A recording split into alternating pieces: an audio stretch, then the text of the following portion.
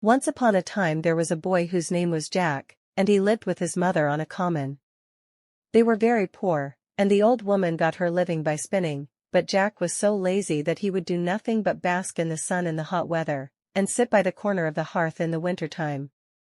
So they called him Lazy Jack. His mother could not get him to do anything for her, and at last told him, one Monday, that if he did not begin to work for his porridge she would turn him out to get his living as he could. This roused Jack, and he went out and hired himself for the next day to a neighboring farmer for a penny, but as he was coming home, never having had any money before, he lost it in passing over a brook. "You stupid boy," said his mother, "you should have put it in your pocket." "I'll do so another time," replied Jack. On Wednesday, Jack went out again and hired himself to a cow-keeper, who gave him a jar of milk for his day's work. Jack took the jar and put it into the large pocket of his jacket, spilling it all, long before he got home. "Dear me," said the old woman, "you should have carried it on your head." "I'll do so another time," said Jack. So on Thursday, Jack hired himself again to a farmer, who agreed to give him a cream cheese for his services. In the evening Jack took the cheese, and went home with it on his head. By the time he got home the cheese was all spoilt, part of it being lost, and part matted with his hair. "You stupid lout," said his mother, "you should have carried it very carefully in your hands." "I'll do so another time," replied Jack. On Friday, Lazy Jack again went out, and hired himself to a baker, who would give him nothing for his work but a large tom-cat.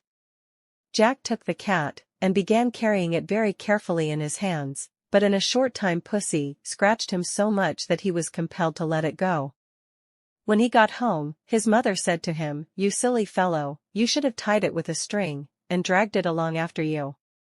"I'll do so another time," said Jack.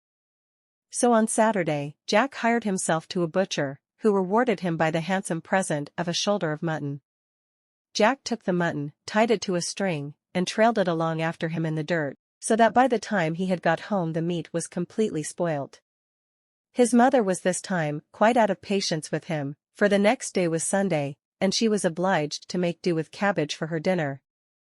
"You ninny hammer," said she to her son, "you should have carried it on your shoulder." "I'll do so another time," replied Jack. On the next Monday, Lazy Jack went once more, and hired himself to a cattle keeper, who gave him a donkey for his trouble. Jack found it hard to hoist the donkey on his shoulders, but at last he did it, and began walking slowly home with his prize.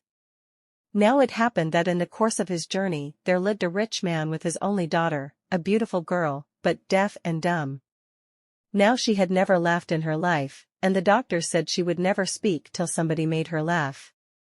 This young lady happened to be looking out of the window when Jack was passing with the donkey on his shoulders, with the legs sticking up in the air, and the sight was so comical and strange that she burst out into a great fit of laughter, and immediately recovered her speech and hearing. Her father was overjoyed, and fulfilled his promise by marrying her to Lazy Jack, who was thus made a rich gentleman. They lived in a large house, and Jack's mother lived with them in great happiness until she died.